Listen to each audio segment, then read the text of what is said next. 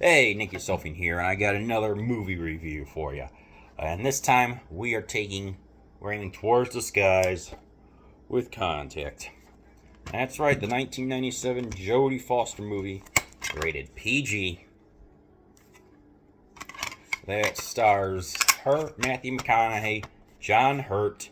I have James Woods, to quote Peter Griffin, but that's irrelevant. So we got the little Ellie, Drumlin, I think, Drumlin, something like that, who loves astrology, has a citizen band radio, contacts someone in Florida before, and he's like, hey, I want to grow up to be an astronomer. Cut to later on down the road where she is very interested in ETI, extraterrestrial intelligence, and people are like, hey, you are such a brilliant scientist. No, I'm sorry, Dr. Arroway. I get it confused. She's Dr. Arroway. Like, hey, you're such a brilliant scientist. Don't pursue this meaningless endeavor. It's like, no, I'm going to pursue this meaningless endeavor. And at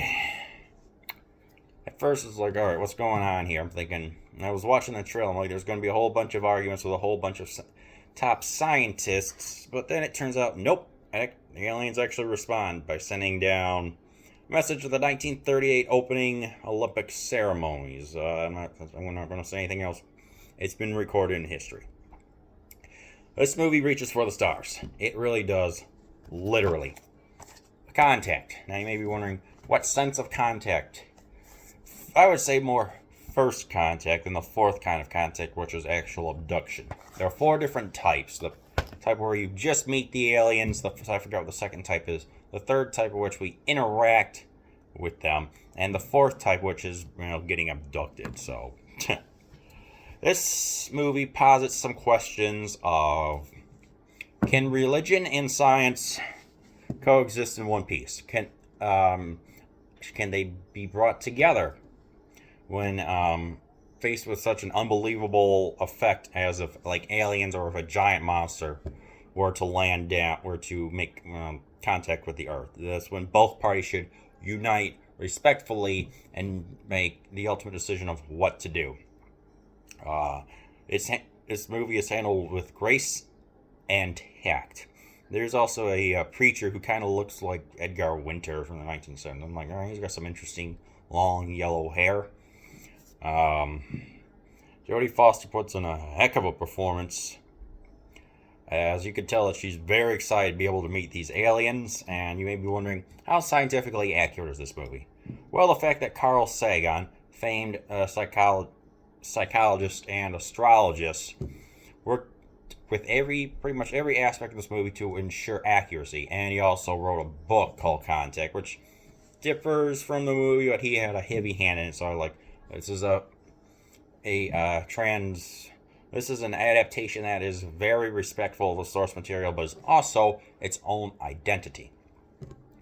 Robert Zemeckis, yes, of the Back to the Future trilogy, directed this, and I'm like, all right, what's going to be his motifs? I'm like, all right, I'm like what I'm seeing.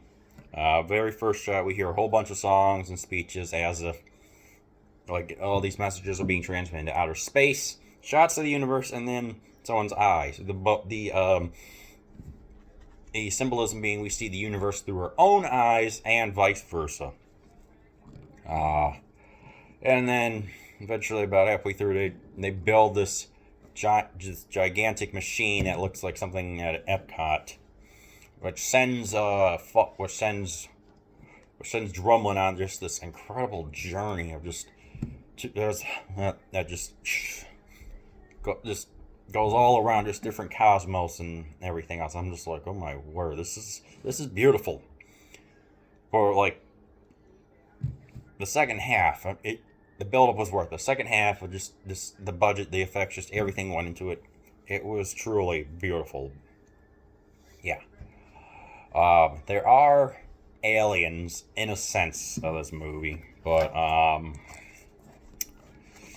well, I'm not going to spoil much of what happens, but let's just say a plot that everything just ties up nicely, It's like you feel satisfied. You know, I mean, like I said, everything is rated PG, and it's a dang good movie. It's a visual feast for the eyes.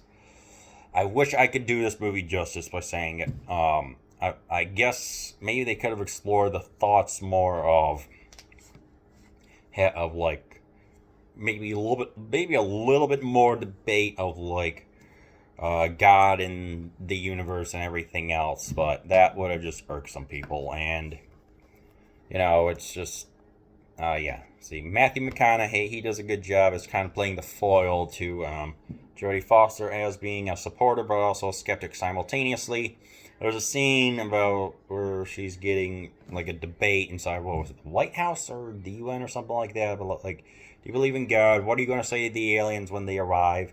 Etc. Etc. So it does posit some questions, but I felt like it could have been explored just a little bit, just maybe 5 minutes more dedicated to that.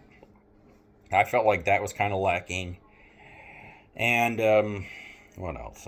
Yeah, John Hurt in it. He plays this one kind of out there character who looks like a bald Stephen Hawking. Honestly, he felt kind of pointless. And he did the funding for the what was it? The satellites that are on the movie poster, the very large transmission, the VLTs as it's called. I'm like, all right, then I don't know. I felt like in the beginning things just felt kind of one related, like one to another.